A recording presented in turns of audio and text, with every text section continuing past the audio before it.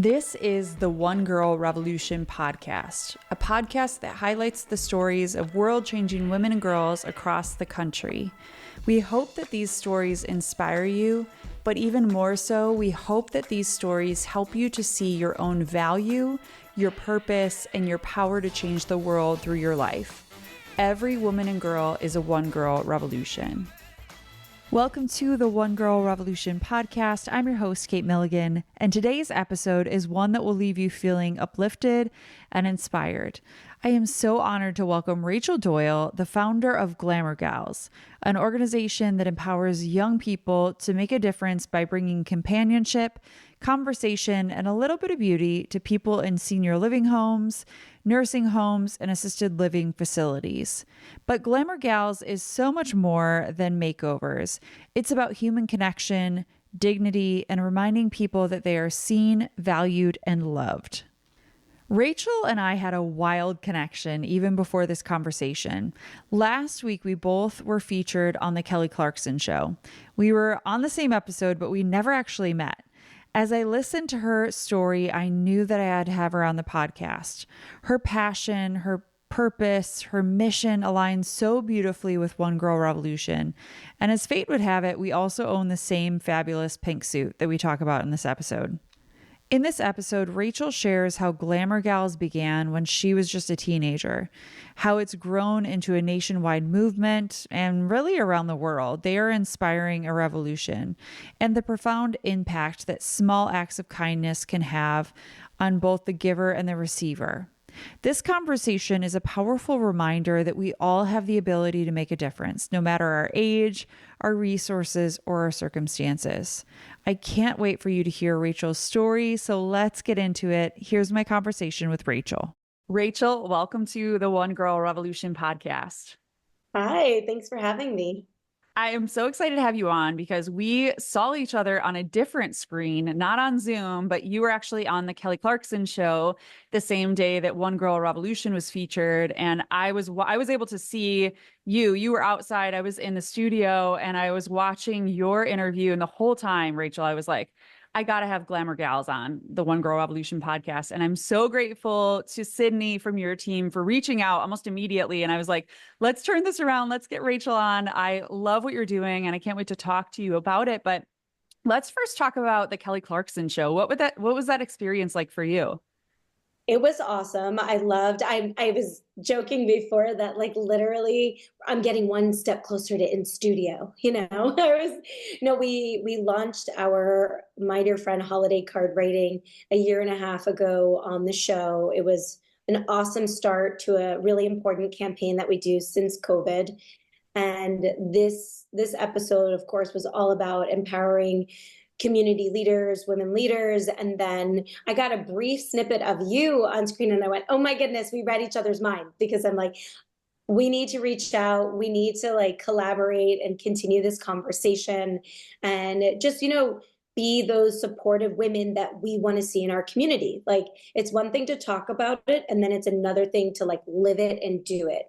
And I have to say thank you to the Kelly Clarkson show for recognizing and bringing the people on who like get it done.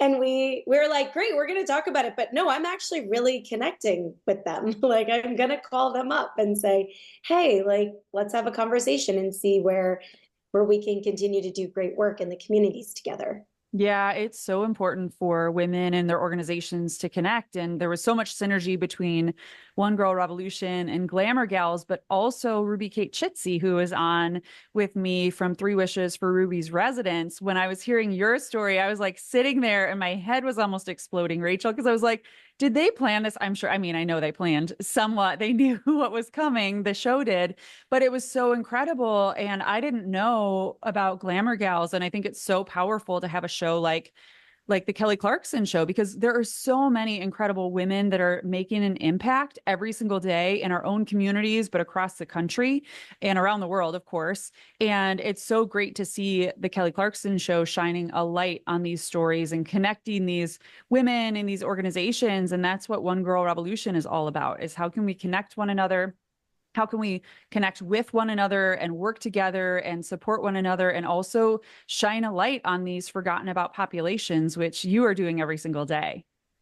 Well, much appreciated. And I love when the community can gather because I feel like so many times, I mean, sure, you know, as a founder of something, you're like, your head is in the work and you don't have time to connect with the other people, the other women leaders, because if our head's not in the work, we also have like very robust lives and responsibilities outside of all that great work that we do. And it usually falls on women, let's be honest, to do all that accoutrement that makes life interesting. And it's just wonderful to have this space to take the time to talk, connect, and act on what we do. So thank Yeah. you. Well, thank you. And thank you for making the time to be on the One Girl Revolution And podcast. next time we'll wear our hot pink suits, Yeah. by the way. Next time, I heard know. through the grapevine, you have a hot Rachel, pink I was suit. dying Like, when come I saw on. you because I literally had the bright pink suit, the same suit you were wearing in my suitcase that I had dragged to the studio. And I like burst out laughing when I saw it because I was like, wouldn't that be so funny? It's like, this is the Rachel and Kate show. Here we are in our pink suits. You know what? I say we pitch that. Like, Yeah. by the way, did you know founders who wear pink suits? It's a thing. Like, It's we like need to get on. it's like the BFF like bracelets or whatever, but instead we wear pink suits and we'll get one for Kelly and it'll be amazing. I think she has one. Like it's sort Does of like she? if you know, you know. I feel like Yeah, it's one of those like if you know, you knows thing where right. it's like our code. It's like red is too sexy, black is just dated, and you're going on your first interview after college. But hot pink has a vibe. It And it's does. energy, it's fun. And you know what? It just makes everybody smile. I think there was like a PA on set. This guy, he's like, I gotta get me one of those. And I'm like, you should. I mean, it's flattering for everyone. So we'll all have to, yeah, shout out to Express for their amazing pink suits. But Rachel, I want to get into Glamour Gals. There's so much I want to talk about with you. But before we get into that, I would love to rewind and hear just a little bit about your own story, your own journey, who you are, where you're from, and just a little bit about your life before Glamour Gals. I was born in Boston, grew up in New York, Long Island. So I should be talking like this, like Marissa Tomei, you know, from My Cousin Vinny.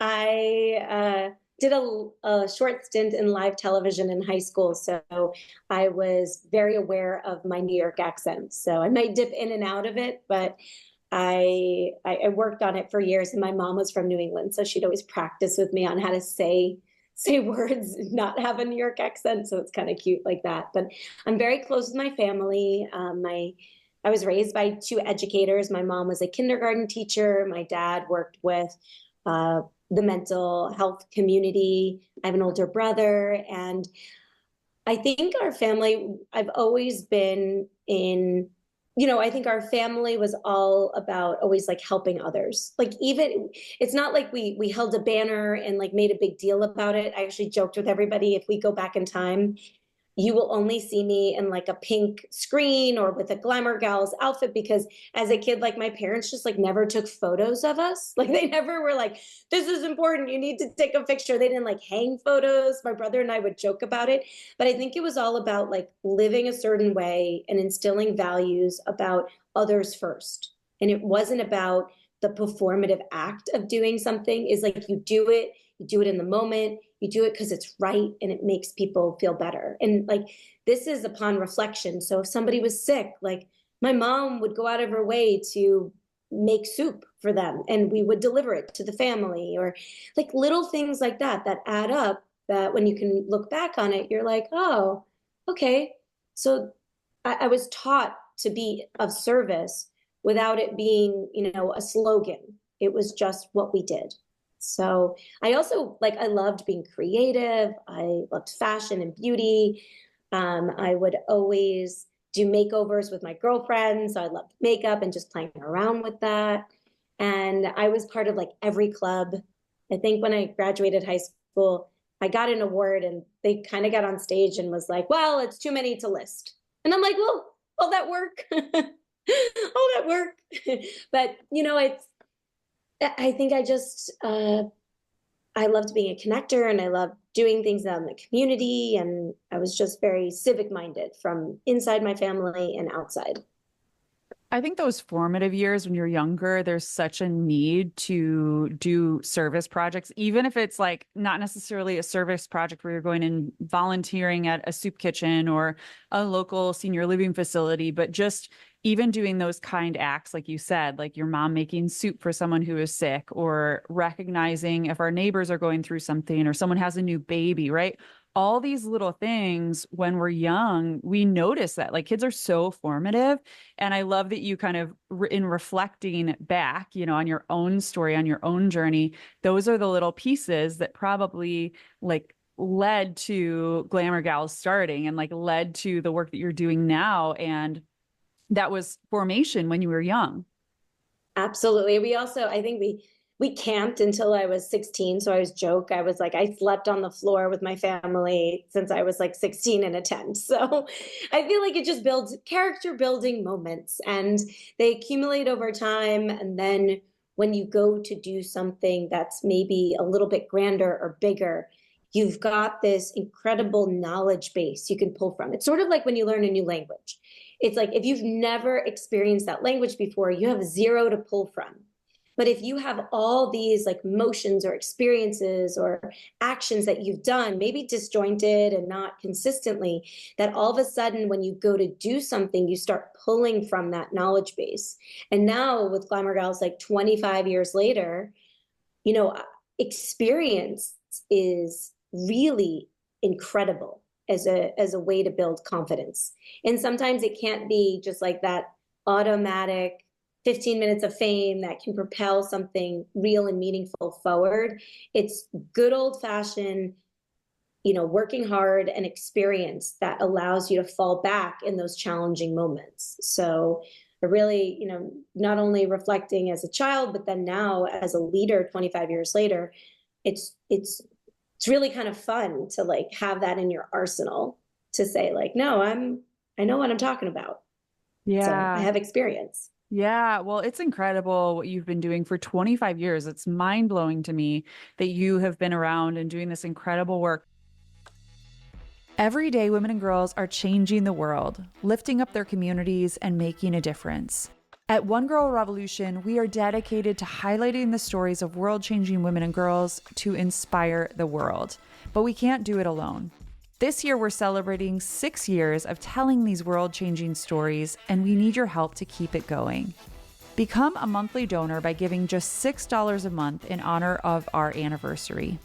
Every single dollar fuels our mission, keeping the podcast going, expanding our reach, and making sure these voices and these stories are heard far and wide. If you believe in the power of women's voices and their stories, if you want to be a part of the revolution, donate today. Go to onegirlrevolution.com/donate and be a part of the revolution. I would love to hear the story of how Glamour Gals came about. And I know that your grandmother is a part of that story. Can you share about that? Absolutely. I think like many people um, who are in this situation where their loved ones are aging far away, and it's incredibly isolating for older adults, and even more so now that families aren't growing up in that three-story house anymore, or even in the same state, or even honestly in the same country, and our elders are far away. So when my grandmother passed away, uh, you know, we she passed away across the states. Like she was in Nevada.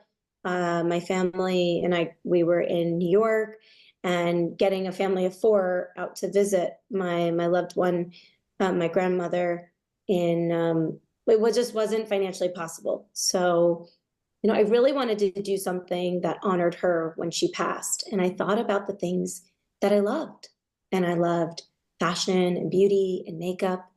And I thought, why can't I take the things that I love and my friends love and use it to make someone smile? And, the beauty parlor, although we don't at Glamour Gals do anything with the hair, but the beauty parlor experience is something that I saw my maternal grandmother, who lived for a couple of years past the founding of GlamourGals. We used to joke she was the only one who had a seat because we couldn't afford folding chairs at events, but she had a wheelchair. So she would have a seat, VIP seat, to it. But, watching her even like go get her hair done every week, if you do that when you're younger, that sort of excitement or passion doesn't go away when you're older. So the idea of bringing this element of beauty into seniors and care in their lives, it really, I think, struck a chord with so many others who they want a good quality of life for their loved ones that maybe they can't always visit, who are in care, and bringing this opportunity of not just like anybody, but young people, like the chatty teenagers, into a local senior home, assisted living, nursing home. It was by a little bit trial and error. My first GlamourGals visit was just like myself and two friends from homeroom. And I had no plans to like go back again. It was just after the makeover experience, people like turned around to me and said, "Hey, when are we coming back?" And I was like, "Oh, I hadn't even thought about that." But now I'm going to, and like, let's do this over and over again. So, it was really around this idea of honoring my grandmother and recognizing that so many other people, they just see how isolated our older loved ones are, and trying to tackle that in a way that seemed relevant and impactful for a 16 or 17-year-old that I was. Yeah, it's a forgotten about population. And I know even Ruby Kate, who I mentioned earlier from Three Wishes for Ruby's Residence, she just in my friendship with her and also getting to volunteer with their organization in Arkansas, it was so eye-opening to me because we're all so busy. And unless you know someone who's living in, a senior home or assisted living, you don't necessarily like think about that population. And I was reading through your website and just how 60%, is that right? 60% of seniors don't have anyone to come visit them. 60% of seniors in care. Now that was a pre-COVID number. And then of course, COVID, it was 100%, and Oh, it was yeah.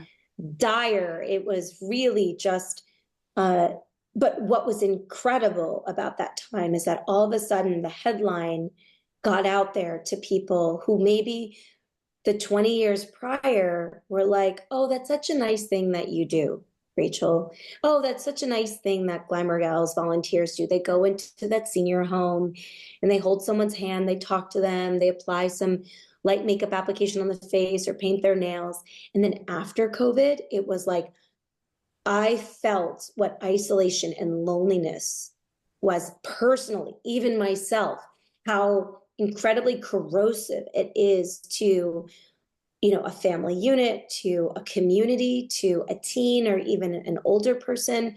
So all of a sudden, like that education that needed to be done pre-COVID, now people kind of get it. And we were able to sort of leverage that interest and create even more programming around it to reach more seniors and welcome so many more people into our mission and our work. And I'm always like, you're not going to win everybody over, but it's great when you can stand on a soapbox and people hear you and they want to activate in service with you.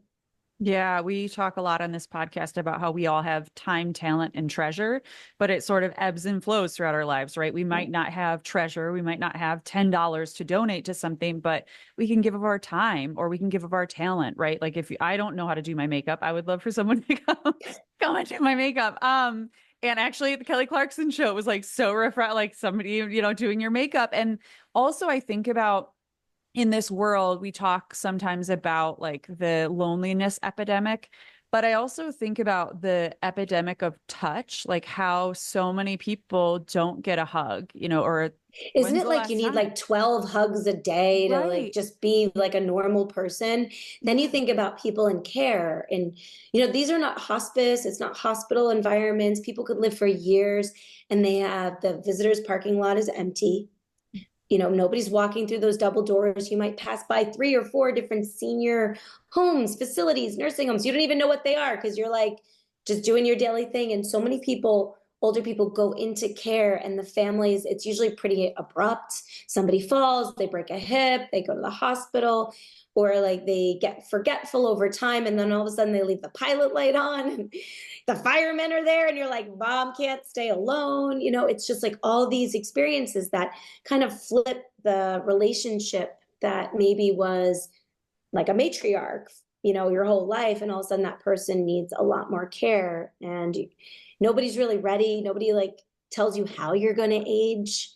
And it's just, I think it's what makes GlamourGals so unique, that we take something that everybody's going to get older, and we have a unique take on it, that it's not just about addressing the elder isolation and reducing that and the loneliness, but doing it through young people, especially young women, and giving them the tools and the leadership skills. So for 25 years, we've been providing that companionship, that conversation, that complimentary beauty makeover, that part that just breaks up the day and makes it special, instead of just the next meal or the next doctor's appointment.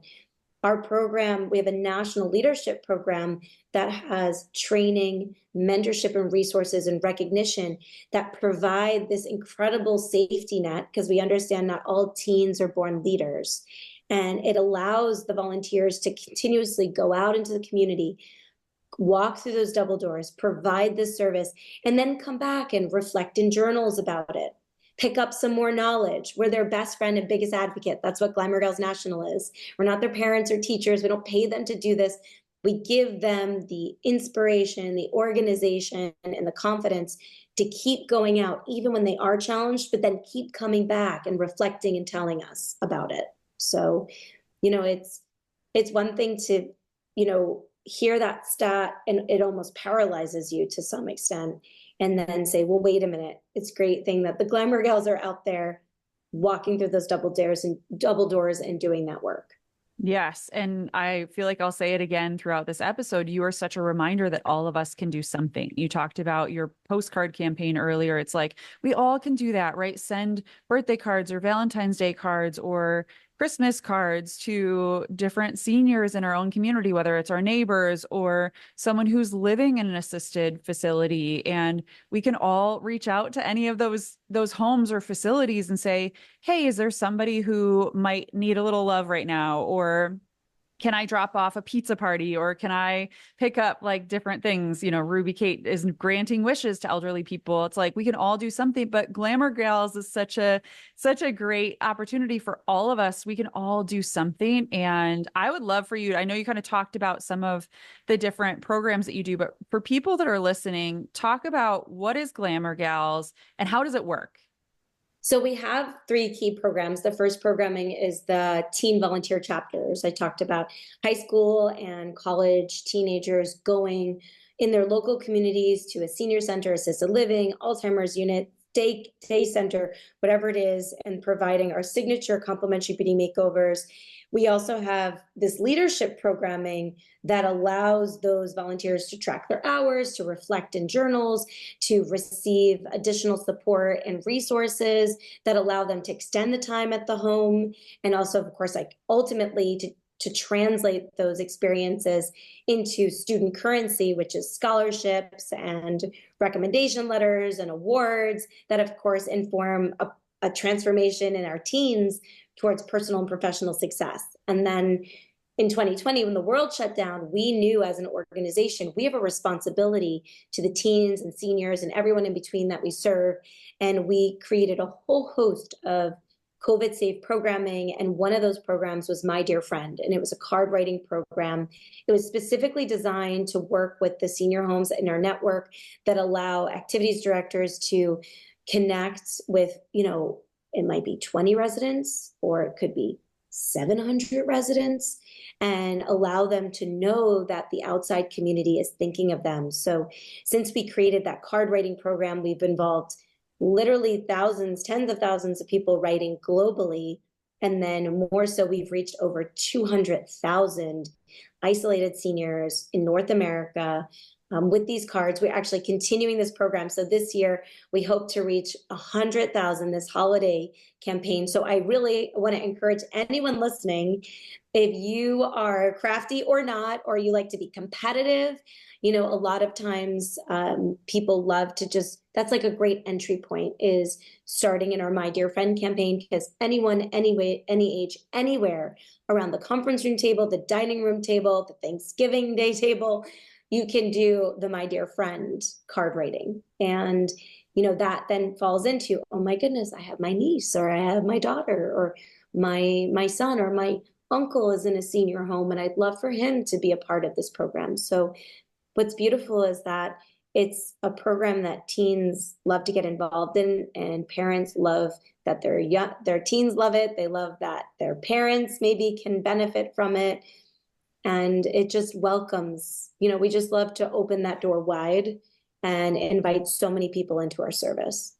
Yeah, it's so incredible what you're doing, and we can all do something. I was sitting here as you were talking, thinking about my Christmas card list, and it's like I should be reaching out and be a part of My Dear Friend, and we can all do something, right? And we've also lost this like letter writing or card writing, like sending snail mail to people. And I just think about whenever I get a card from a friend or something, and my whole day has changed, right? So if that can be that way for me, and same with GlamourGals, like same with makeup, like having somebody just like paint your nails or whatever, you just feel so loved. And so I really feel like the work that you're doing is just this love bomb on people. It's amazing. There's an intention behind it. So just like the Glamour Gals makeover experience, you have to put down your phone and look someone in their eyes, maybe even, you know, kneel down if somebody's sitting or hunched over, and look them in the eyes, and you say, you know, would you like your nails painted? Would you like a makeover? You know, what's your name? I'm Rachel. Those introductions happen, and there's a pause and an intentionality about that moment. It's very deliberate. Same thing with our card writing. There's no backspace, you know, like you got to cross out, start again, take a new thing. And you know, I mentioned our leadership training.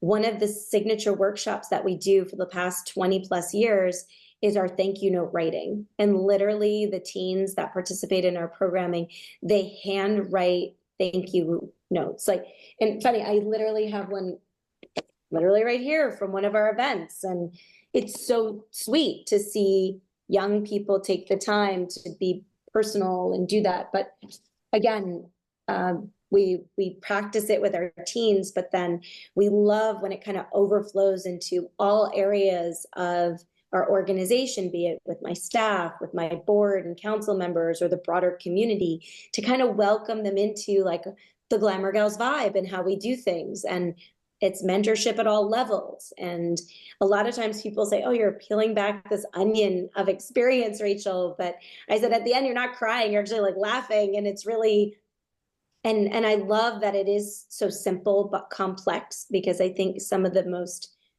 successful things, there's a lot of thought that goes into them, but for everyone else, it seems so simple. And I feel like if you talk to a lot of founders, you might find there's like, ooh, there was so much thought that went into that, but then the external action ends up being this really simple and replicable thing. And that's what allows you to like bring so many more people into your work. Yeah, totally. Well, it's like anything, right? People see even us being on the Kelly Clarkson show and they're like, oh my gosh, like it's so easy. And we're like, I've worked for this for years, 25 years. You have me beat, you know, one girl's at just over 6 years, but, you know, it takes so much work and so much effort in every single step. But I think it creates these spaces for other people. Like we're doing a lot of the heavy lifting so that other people can just do maybe the heavy lifting, but also do the smaller thing, you know, that can make a massive impact as well. That's the role of us being the leader. You know, I've always seen myself, you know, I remember I think it was sort of like freshman year of college, that I got a call in my dorm phone, like when it was connected to the wall back in the day. My dorm phone rang, and it was a chapter sharing how they had run out of like lipstick for their makeover. And I said, you know what? My job as the leader of GlamourGals is to make sure you have all the materials. Your job is to go and do this service.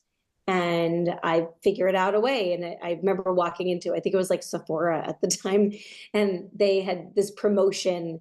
And I'm like, oh, they seem like really civic minded. And I just called up Sephora, like the 1-800 number in the yellow pages. And I got bounced around. And I remember doing my pitch, like 1 minute pitch to everybody.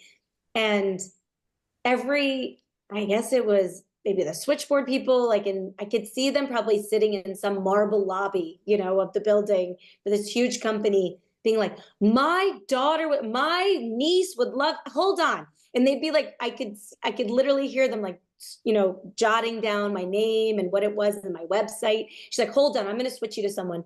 And then about 5 times later, I got to the senior vice president of marketing at the time.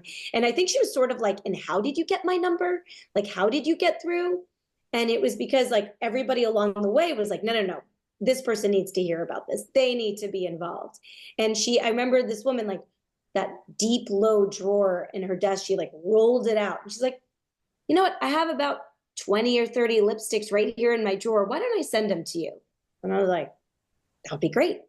So, it takes a couple steps. It takes definitely a committed leader to getting it done, but it allows, another just thought on, the volunteers doing one thing and leaders doing another, and not feeling like you're not doing the service. Because I also had that feeling a year or two later, reflecting on it with one of my professors, when I said, I kind of feel bad, like I'm not going into every senior home anymore. Like I'm not doing the service. And she kind of pressed pause on that moment of doubt that what I was doing was the wrong path. And she said, Rachel, just imagine now you're inspiring thousands of people or hundreds of people or thousands of people to do this work rather than just you and the people you can impact.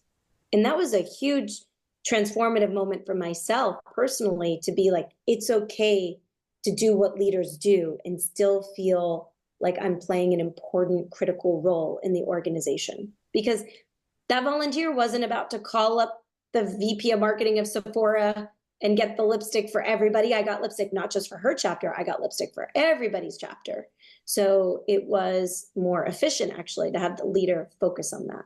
So I think a lot of times if you're the founder, you go between like direct service and having almost like a guilt that you're not doing it anymore, and then reminding yourself of the impact you can make by doing what you do well and inspiring others.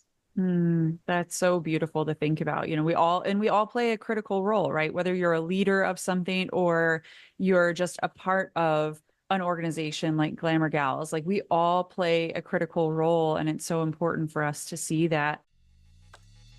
Looking for stories of women who are changing the world? The One Girl Revolution podcast is your go-to for inspiration and empowerment. Subscribe today on Apple Podcasts, Spotify, or wherever you listen to podcasts, and never miss an episode. Let's celebrate the power of women together.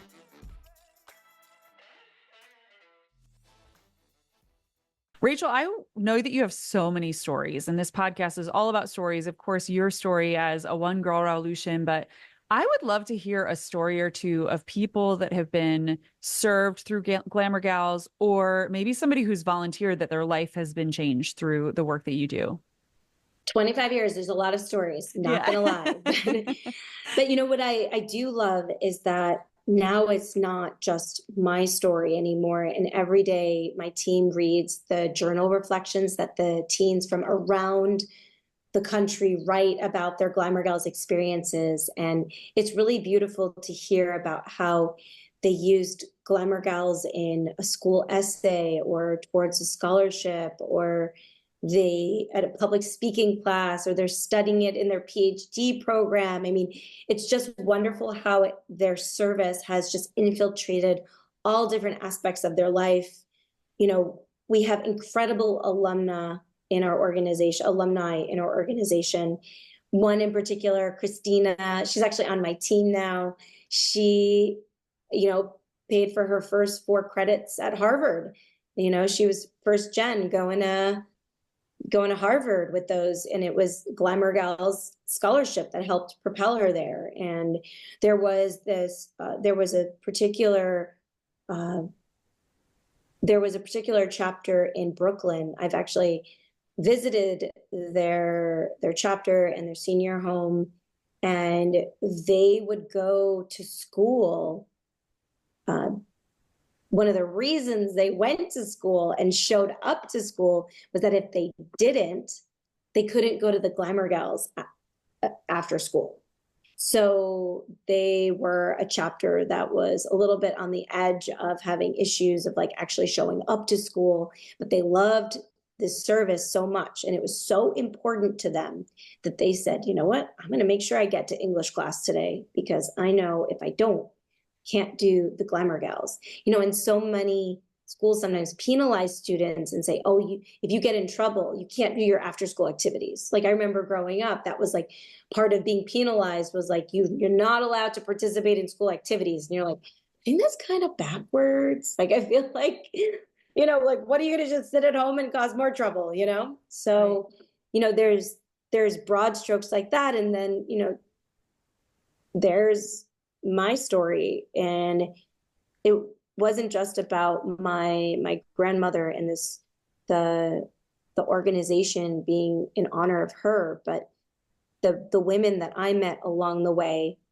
There was Claire, who for the first 5 minutes of the makeover, she was like, nope, never had one. And I'm like, no, Claire, no, you really did have a makeover. And then at the time we had Polaroids that we used to take after it as like a tangible gift. And I remember like opening up, I'm going to like totally sound like a dork, but I had a little binder and I would keep them in the binder.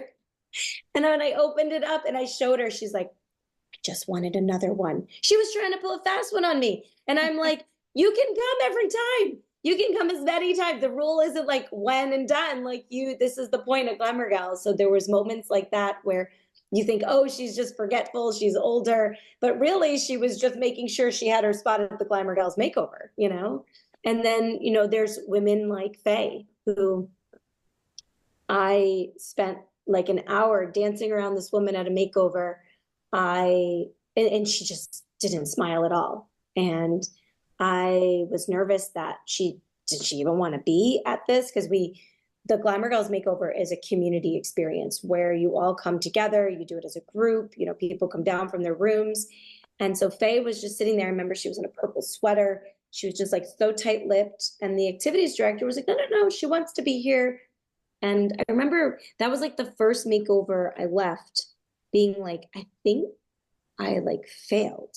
Like, I don't know if this person enjoyed the experience. They didn't smile, they didn't talk, I applied, the light lipstick application, or, a little bit of the light makeup application. And I ended up getting a call that night and I was around the dinner table with my family. And I first thought I was in trouble because it was the activities director. And I was like, oh, maybe she's like, Faye didn't like me or something. And when I got on the phone, the activities director was nice enough to call me to check in and share that Faye had been severely depressed. She had stopped eating. And after the GlamourGals makeover, she started eating again.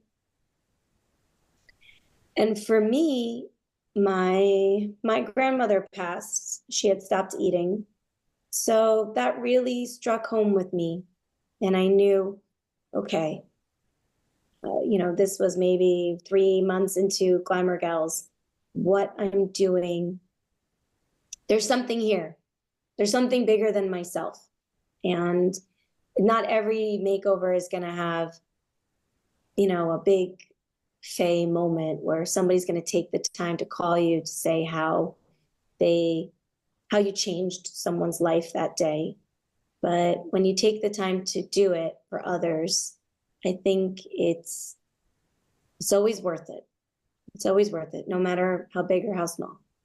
Isn't that life though? It's like a lot of times when you're doing acts of kindness for other people, or maybe you help a friend out or help a neighbor out, and you never really see the fruits of what you did. But then there are these like glimmer moments. I think it's like a glimmer in our life where it's like, no, girl, I got you. Like you're doing the right thing. Like keep going, keep going. And I know that you've had so many of those throughout the 25 years. And I see that in my own life with One Girl Revolution, where sometimes it's like you're beating your head against the wall where you're like, does anybody even care? Is anybody even paying attention? And then Kelly Clarkson happens, right? It's like these glimmer moments, or you see somebody's life change like that and you're like, all right, cool, like we're making a difference, and it kind of keeps you going in those times or in those days when you aren't seeing those fruits. And it's so important for us to recognize those moments. Absolutely. And it's, as a leader, as someone who's a leader of an NGO, it's so many times it's a lonely road of hard work and sweat equity. And but if you only do it for those highlights, I think you won't get very far, because if you look at over the span of like the impact you can make in the work that you do, and if you're really passionate or enjoying it, or you keep doing it, the highlights are, just they're anecdotal at best. They're anecdotal. Whereas the real work that's being done with the people around you, those come up even more so. Like even now, 25 years later, I can say almost sometimes some months daily, I get an email from an alumna of mine, and they write to me personally. And it's everything from, oh, I live in Shanghai now and I have a daughter, and I volunteered with the chapter in California, and I want GlamourGals to be a part of my life. Now, this wasn't a leader. It wasn't even someone who would get like an award in our standards in terms of the number of times they went. But the times they did go, it was so impactful to her that 20 years later, she is connecting with us a world away to make sure that this organization is in her life and in her daughter's life. There's something there. Yes, there's something there. There's something there, and you have such an incredible legacy already with 25 years. Rachel, where does GlamourGals go from here, and what are some things that you're working on? I'm literally in the middle of a 5-year strategic vision plan. So I thought, in our 25 years, I would just, in true founder fashion, give myself some more work. So I started to put together a 5-year vision, a growth strategy, and now we're starting to break those out into an operational plan for each one of the 5 key pillars of it. And it's really around this idea of envisioning just like a vibrant intergenerational community that we can create that transforms the life of young and old through high impact, high touch, programming, as well as leveraging technology. So that's really where we're at now in terms of just some exciting planning for the future growth and looking ahead in this 25th year. Well, I can't wait to continue to follow everything that you're doing and support and collaborate in any way that we possibly can. But for people that are listening, how can they get involved in your work, and how can they support what you're doing? Well, go ahead and follow at GlamourGals, GlamourGals, on all things social, and then glamourgals.org. Click around, hey, we made this website. It's for people to like snoop around and look at all the beautiful pages. There's a get involved tab. Like you literally, if you don't have anywhere else to go, you get involved or donate. So many people sometimes think, oh, I'm not going to write a big check, or I'm not going to be able to make a big credit card donation. And every dollar counts. And we are grateful for people's support in that.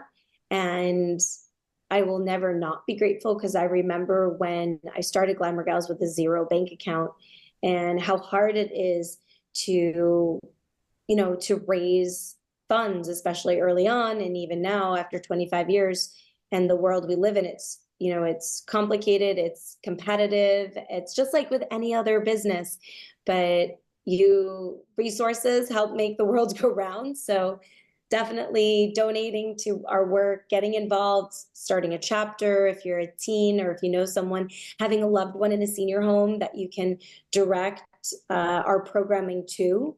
There's an opportunity to fill that out. And then, of course, our My Dear Friend campaign. We want to welcome individuals or companies to work with us at scale. I mean, we have an ambitious goal, 100,000 seniors over the holidays. We do that in a period of like 6 weeks, and we know we can't do it alone. So Kate, I will be saving your number and calling you up.